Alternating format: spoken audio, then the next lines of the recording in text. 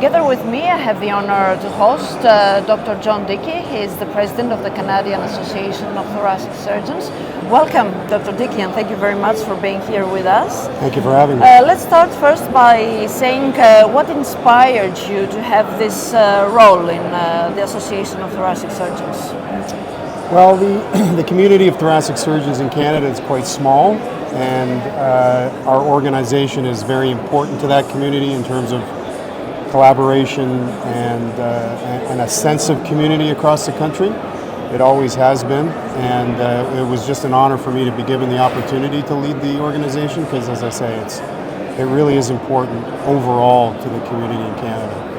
And what do you think is the current state of thoracic surgery in Canada?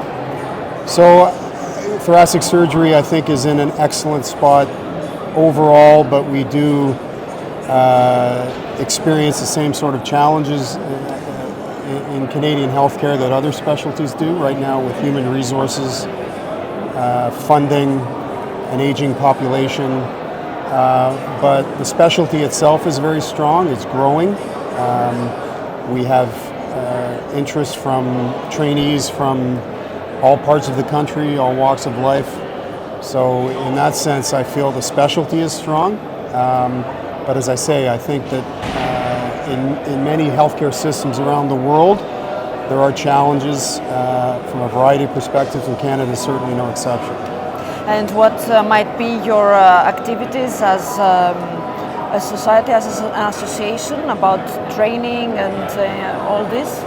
So we have a very active group of resident members, and we continue to try and design educational opportunities for our resident members, our trainees, including postgraduate courses at our meetings, exam prep courses, things like that. But our main focus is to encourage our residents to become members as early as possible, to try and become part of the community.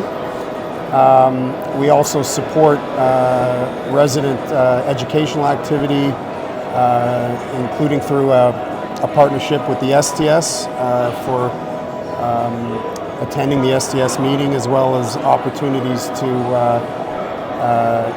observe mentor surgeons as well. And how do you promote the collaboration between other societies and associations in terms of thoracic surgeons, of course? So as I mentioned, I should mention, we have a collaboration with the ESTS, yes. Which is why I'm here.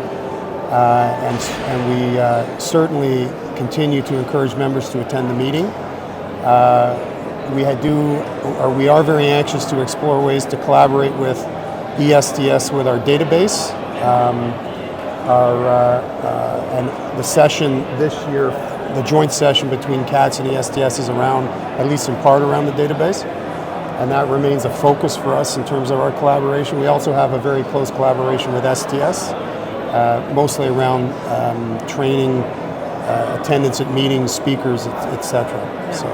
And innovation and research, of course, are the main parts of the science and the medical world.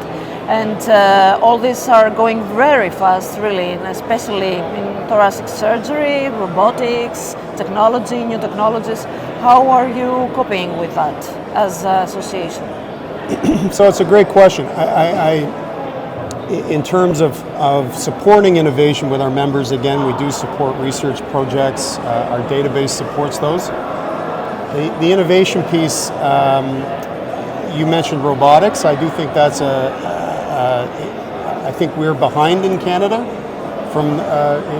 with respect to robotic surgery in general and robotic thoracic surgery, but that is a strong focus for a number of centers in the country and is now a focus for the organization. At our upcoming meeting, we plan an entire session focused on that, and we're actually inviting a member of the ESTS to talk about the European robotic experience and to discuss ways that perhaps we can accelerate that in Canada. But as I mentioned earlier, I do think Canada has some unique challenges around adopting innovation, mostly around funding models and things like that. But I would say that as an organization, we're committed to supporting innovation in our members and also to kind of promote it by discussing it. Oh, so apart from this target, let's say, what other goals do you have for the next years? Well, I would say that our goals as an organization are to look at collaborations with other societies, particularly with our database.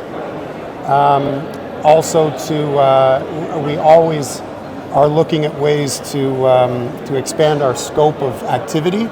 And one thing we're trying to focus on more is wellness. So that includes our focused on wellness of our members, wellness of the providers, which is something that I think hasn't had enough focus historically. And we're committed to looking at that as an organization and trying to promote that to the extent we can with our members. Perfect. Thank you very much for this interview. All right, thank you. Have a great time. Thank you.